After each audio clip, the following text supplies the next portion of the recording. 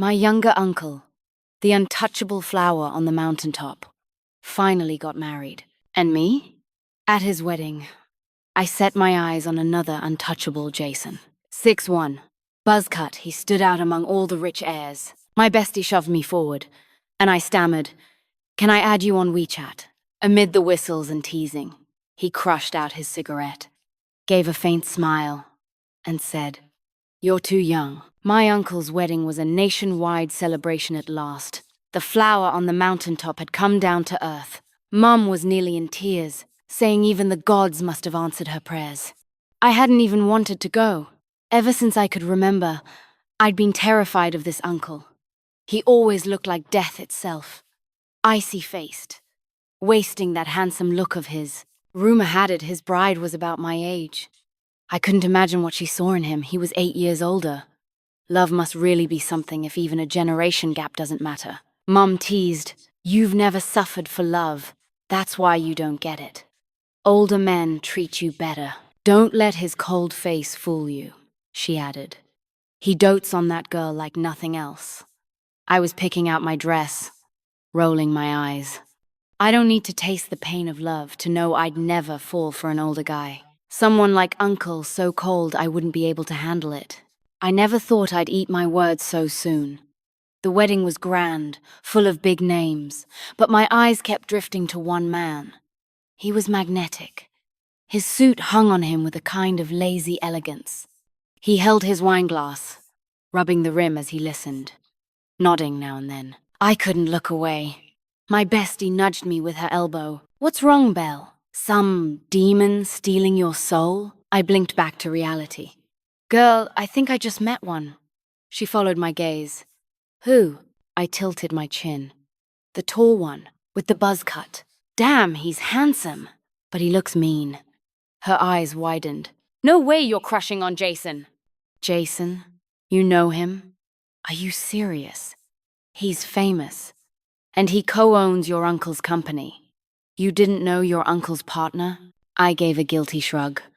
I've always been scared of my uncle, so why would I care who he's in business with? I sipped my wine, sneaking glance after glance at Jason. "Does he have a girlfriend?" My bestie smirked. "He's notorious for being untouchable. No girlfriend." I swirled my glass. "How old is he?" "Same age as your uncle." I froze. 8 years older than me. Before I could think, my bestie gave me a wicked grin and shoved me right at him. "Go for it, Belle. Don't chicken out."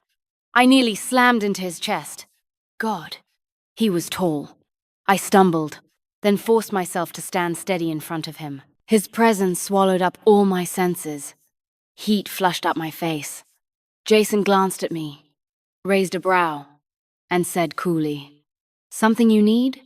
With everyone staring, I blurted out, "Hi, could I add you on WeChat?" The crowd roared with cheers. He studied me, lips quirking. "How old are you?" I stared at my shoes, pretending to be calm. 20. He chuckled, putting out his cigarette, his voice lazy, teasing. "You're too young." The crowd egged him on even louder. My head dropped lower. He looked down at me, face flushed red. Tisk. Then he kicked the loudest heckler. "Cut it out." The girl's shy. My cheeks burning, I bolted. Biggest embarrassment of my 20 years, so what if he was good looking? So what if even a buzz cut looked good on him? Or that his fashion sense hit all my weak spots? I wasn't that desperate. Still, he had this dangerous charm. First time I'd seen someone wear a suit like that and look like a rogue. He was so well known. I didn't even have to ask around, his reputation found me. Jason was famous in the business world, a smiling predator. Even with 100 tricks up my sleeve, I was out of my league. I figured that was it. Our paths would never cross again. Never thought I'd run into him at a bar. Never thought I'd be that much of a mess. It was a classmate's birthday, so our whole dorm went to this pricey, flashy place called Rancho Bar. Maybe to prove I was 20, or maybe not to look small next to people already working. We all suited up.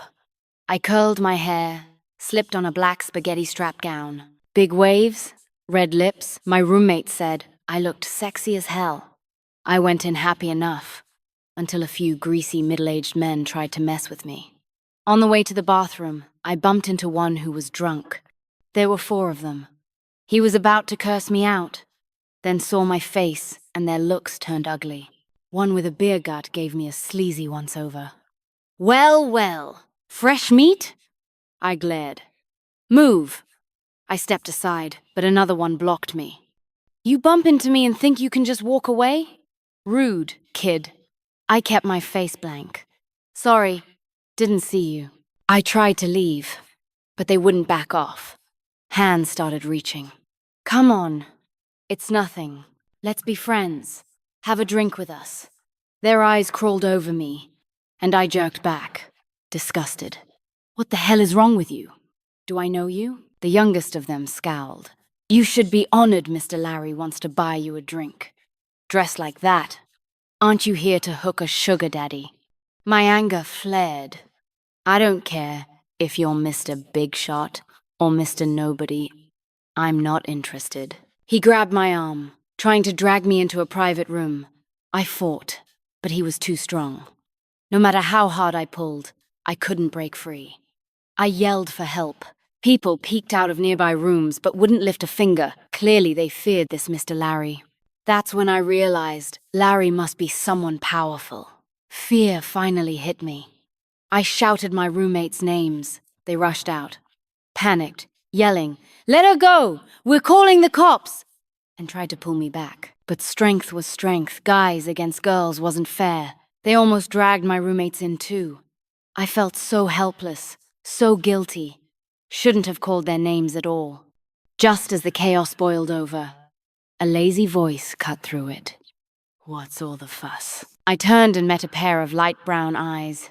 Jason, hands in his pockets, chin tilted our way. "What's going on?" Relief washed over me. I just knew he'd step in. He wasn't the type to fear someone like Larry. Larry finally let go, turned to Jason. "Well, if it isn't Mr. Jason, what an honor. Join me for a drink?" Jason smiled. "I'll pass, but the girl's coming with me." Larry frowned, then forced a laugh. "She ran into me. Didn't even apologize." Jason's eyes flicked over me before landing on him. "So what do you want, Larry?" Larry gave me a lewd glance. "Nothing much. Just have her drink with me, and we'll call it even." Jason gave a short laugh, lit a cigarette, and drawled. "Impressive, Larry. Still chasing skirts at your age? Wonder if your wife knows." Larry's face darkened. "What's that supposed to mean? Girls like her dress to tempt me. I'm just giving her what she wants." I nearly choked with fury. Jason blew out smoke, eyes sharp with mockery. "A girl can wear whatever she damn well pleases. Look at yourself honestly. You think she'd pick you over me?" Rage flared in Larry's eyes. "Since when do you stick your nose in, Jason?" Jason flicked his ash, his gaze turning cold. "Not really meddling. Just that this girl's Tony's niece. If I don't step in tonight, you know Tony's temper. He always protects his own. I'd say, Larry, your troubles would be worse." Hearing who I was, Larry's eyes flickered with hesitation. Jason's features were so sharp that even with a smirk tugging at his lips, there was still a chill in it. The room went quiet. Then he spoke lazily again. "I heard you've been bidding on that East Market project. Our company's got time to kill. Maybe we'll throw our hat in the ring too." At that, Larry's greasy grin snapped back on. My old eyes must be failing me. I didn't realize she was Tony's niece. I was out of line just now. To make it up, the little lady's tab is on me. Jason didn't give him an inch. He crushed out his cigarette, strode over, and grabbed me by the back of the neck, pulling me to his side. "I call her niece. And you, Larry, at your age, where do you get off calling her little sister? Forget the tab.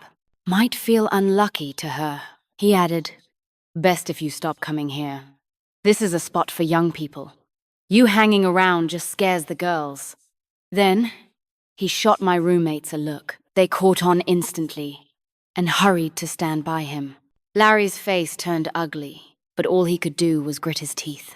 Of course, no more crashing the kids' fun. When he and his crew slunk off, the bar finally quieted. Jason looked down at me, his tone casual. "We meet again." That magnetic voice made my nerves spike. I mumbled back, "Yeah, we meet again. Thanks for earlier." And then I fell silent, stewing in regret. Should have never come to this bar. Second time I'd made a fool of myself in front of him.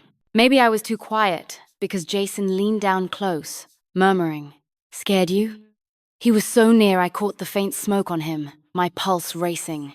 I cursed myself for being weak, yanked my eyes away, and snapped. Not scared. Just a bunch of sleazy old men. They don't scare me. I didn't look up, but I felt his gaze on me. Suddenly he chuckled. I blurted, "What you laughing at?" Meeting his deep eyes, I saw them crinkle, teasing. "Nothing. Just think you look better with your hair straight." Jason ended up driving us back to campus.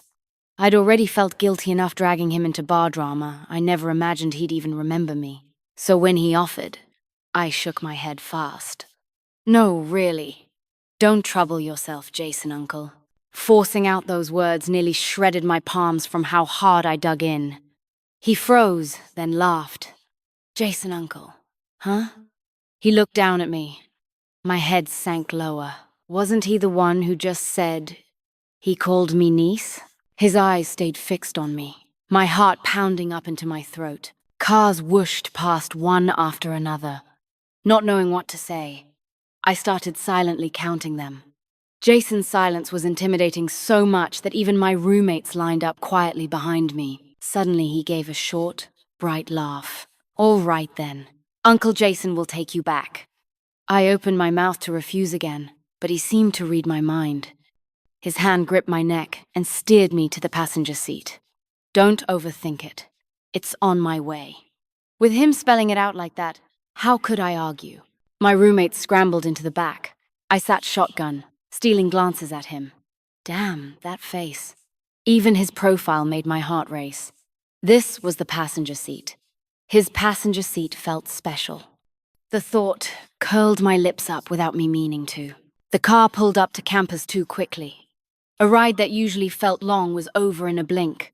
I was disappointed. I wanted time to slow down. Who knew when I'd see him again? Just before stepping out, I couldn't resist glancing back. And he was looking at me too. Our eyes locked. It burned, and I jerked away. He chuckled. "Something else on your mind?" After a long hesitation, I whispered, "My name's Isabel." I risked a peek he was still smiling at me. "Afraid he'd get the wrong idea," I added. "Maybe my uncle never mentioned it to you." Jason leaned against the wheel, chin propped on one hand. "Lazy." I know." I studied him, then said, "And thanks, Uncle Jason." He answered offhandedly, "Don't mention it. Just a favor." After that, I really didn't see him again. We didn't move in the same circles. There was no chance of running into him. Maybe because it was my first crush. And on someone so out of reach, I couldn't help digging for scraps about him. He was brilliant. Not just my uncle's partner, he was also my senior. A legend of the finance department. Honestly, I liked that identity more. Made him feel a little less unreachable. We'd only met twice, and both times I was pathetic. But I couldn't stop replaying those scenes in my head over and over. The more I replayed them, the stronger the feeling grew.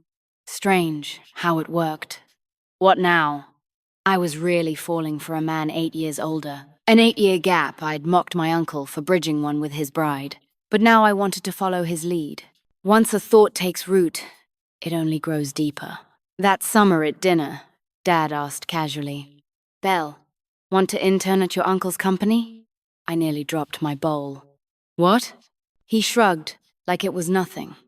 "You're finance major too, right? And your uncle's partner came from finance. Perfect chance for him to mentor you, learn a bit.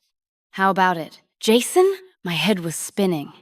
Jason would mentor me? 2 whole months? I fought to hide my excitement, forcing down a bite of food. Did Uncle agree? "I'll call Tony. Ask him to put in a word with that. What's his name?" "Jason," I prompted, trying to sound casual. "Yeah, Jason. I'll call Tony later. He'll make the ask." Bell. You up for it? There'll be challenges, it's the workplace. But I want you to get some early experience. I gave a prim nod. Sure. I'll try. I can start tomorrow. Dad beamed. That's my girl. Tough like me. My smile was stiff. If only he knew I wasn't aiming to work, but to fall in love. The night before starting, I couldn't sleep. Nervous. Excited. Imagining every possible way of running into Jason. Rehearsing what to say, though I knew I'd choke. And choke I did. Couldn't even manage a simple hello. I wore a brand new business suit tailored overnight. Fit well enough, but on me it felt off. Like it shouted I didn't belong. Maybe that was the gap years of experience they had and I didn't. Easy to spot. My uncle marched me in stone-faced. Same terrifying look from my childhood. Not a word of advice, no softness. What did that girl see in him? If it was just his face, then she was as shallow as me. In the lobby, I felt stares prickling everywhere. To get to Jason's office, we passed an open workspace. Whispers rose louder there, curious about who I was. I trailed obediently after my uncle. At Jason's door, he just left me. Told me to go in alone. I lingered outside, stalling. Even went through a few rounds of shadowboxing to pump myself up. Deep breaths, whispering to myself, "Don't be nervous. He's just a guy. Nothing to be nervous about." Then a voice behind me amused. Am I really that scary? The voice I'd been longing for made me jump. I spun around, forcing a laugh. "Hi, Senior," Jason arched a brow. "Not calling me Uncle Jason anymore?" I rushed to explain. "My dad told me you graduated from a university's finance program too, so technically, you're my senior." Jason just stared straight at me until I squirmed. "What?" I whispered. He gave a low laugh. "Nothing. Just thought the little girl suddenly got polite." The teasing was obvious. He was needling me about calling him you so formally. Still, I couldn't stop the heat rushing up my face. I hurried to change the subject. "So why'd you come out?"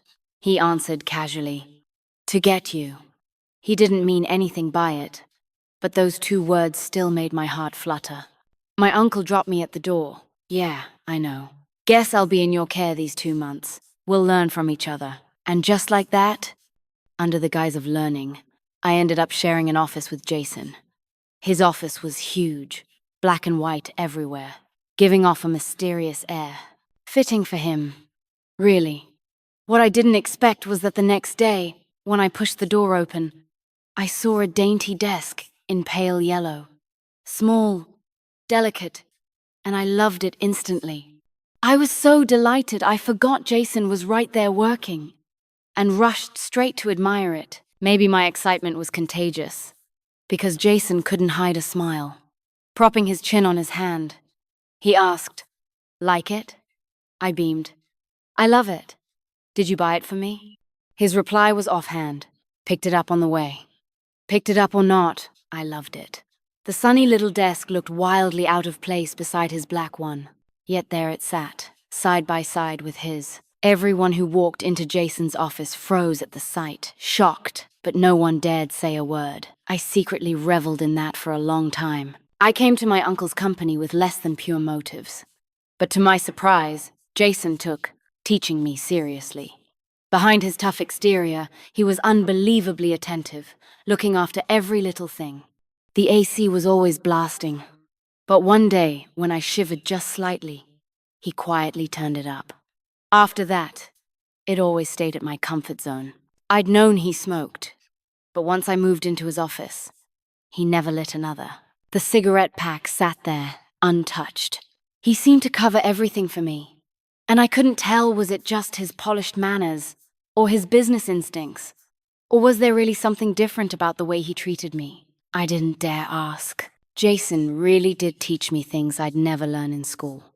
Every time he leaned over my little desk to explain, my whole body went rigid. His breath skimmed the top of my head, making my heartbeat pound so fast, I worried he'd hear it. I never thought Jason would hold on to what happened with Larry for so long.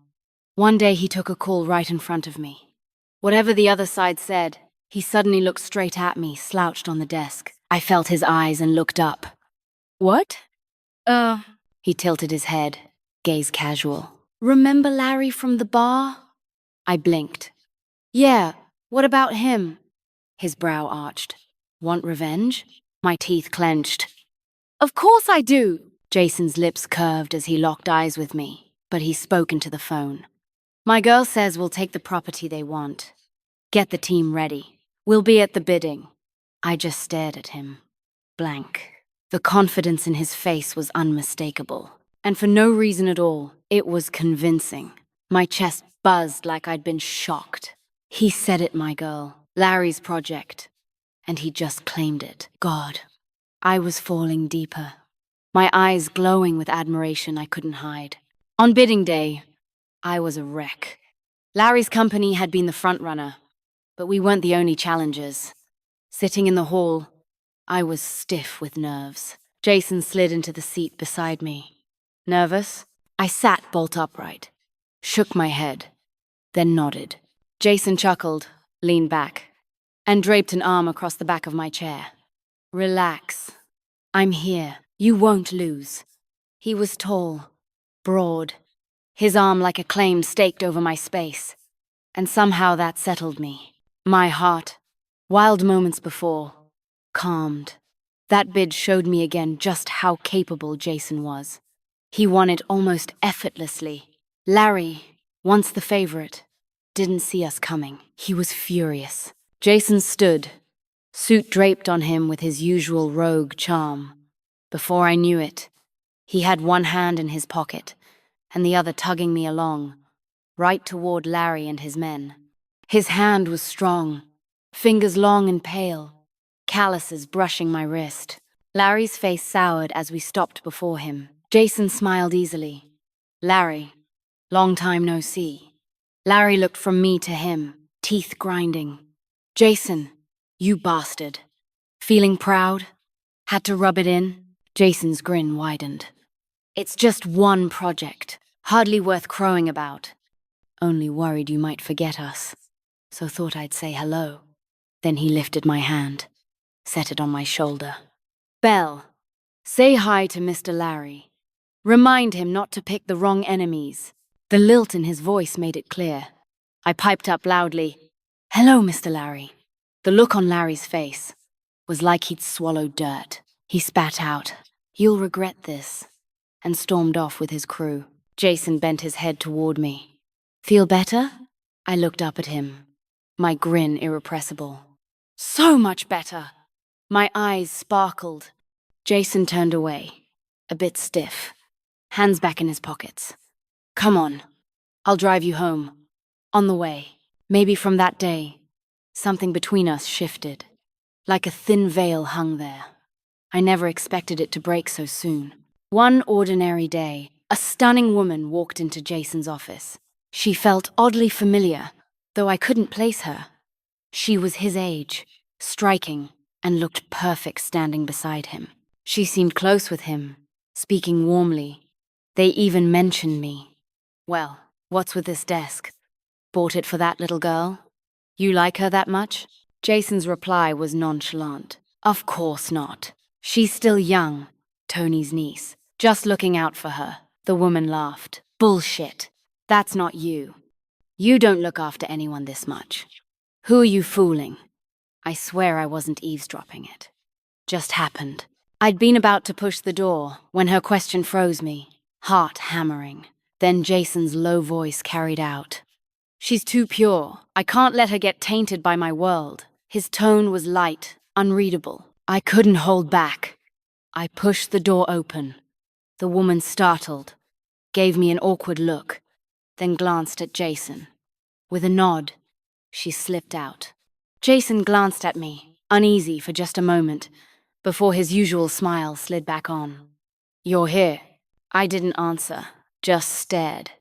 Then, like making up my mind, I asked, Do you maybe like me? Even a little.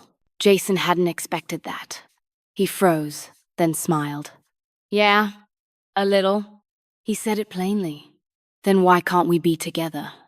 Jason stood, hands in his pockets, eyes locking mine. You're still young, Isabel, And I'm not the faithful type. For me, it wouldn't last.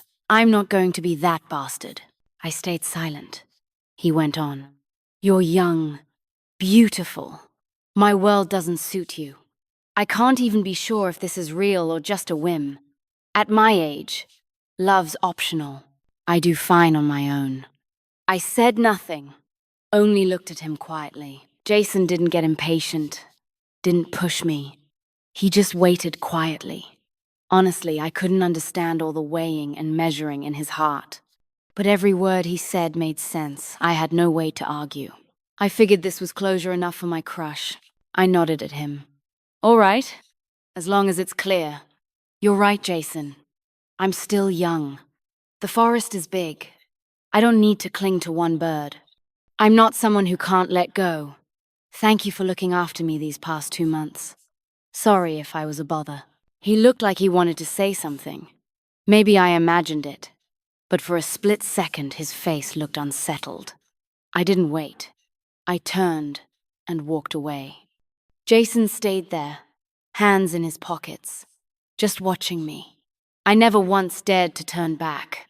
My words sounded breezy, but the second I turned away, the tears poured down unchecked. Damn, it hurt. Heartbroken before anything even began. After that day, I never went back to my uncle's company.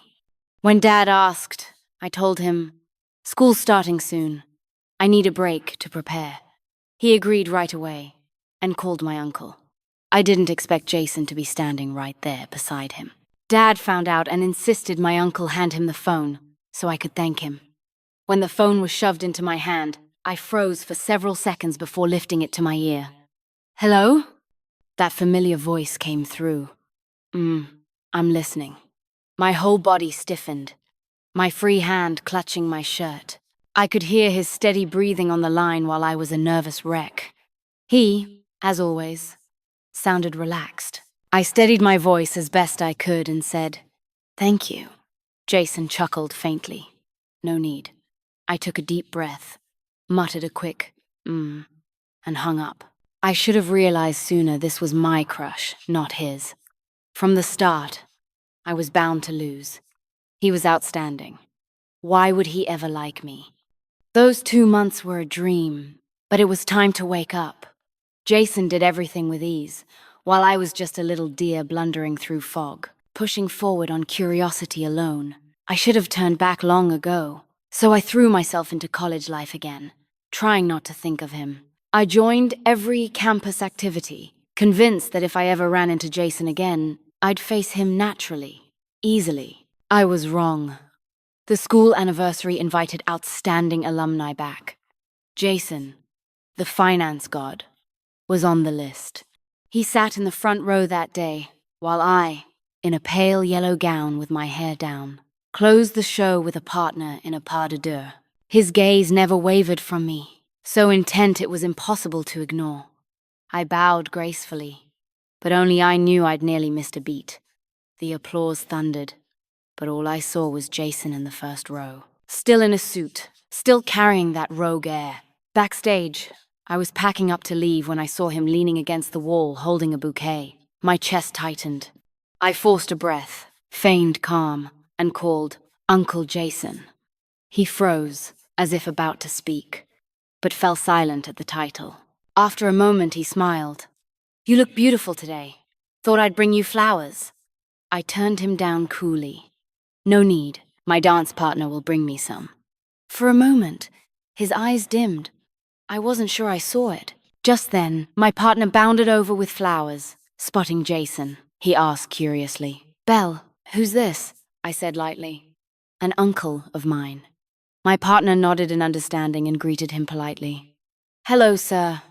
I'm Belle's classmate." Jason gave him a once-over, then slipped back into nonchalance.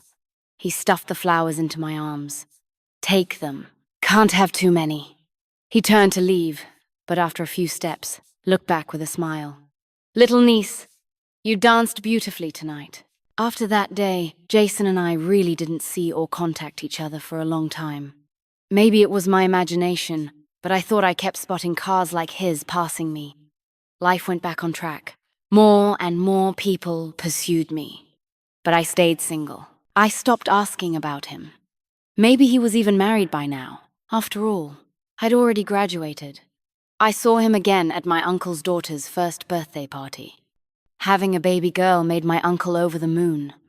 Normally so stern, he grinned like an idiot, cooing baby girl non-stop as he held her. His son, born 2 years earlier, wasn't even mentioned at the party. Practically everyone of note in our circle was invited. Mum said my uncle just wanted to show off. I went with her, arm in arm. People always said I'd look better with curls, but I was stubborn. No matter what they said, I'd never curled my hair. It was still straight and silky, nearly to my waist. The banquet was packed, but I spotted Jason immediately. Damn fate time hadn't touched him. He was still just as striking as the first day I met him. As if sensing it, he turned, eyes finding mine. His hand with the glass froze. Our gazes collided, and it burned. I looked away first. Must have been his eyes so deep, making everything seem drenched in feeling. For a second, I thought I saw raw intensity in them. I forced myself calm and avoided him the whole banquet, until I headed to the restroom and overheard again. Around the corner, my uncle and Jason were smoking. My uncle said suddenly, "It's been years. What the hell are you waiting for? Quit pretending, Jason. My niece is easy to win over. She's just a girl." Damn coward, you still can't manage this. First time I ever heard my uncle curse, I almost gasped. Jason's helpless voice followed. "She's still avoiding me. Probably still mad." My uncle snorted. "Years. And she's still mad?" "Stop making excuses. Don't give me that stubborn act.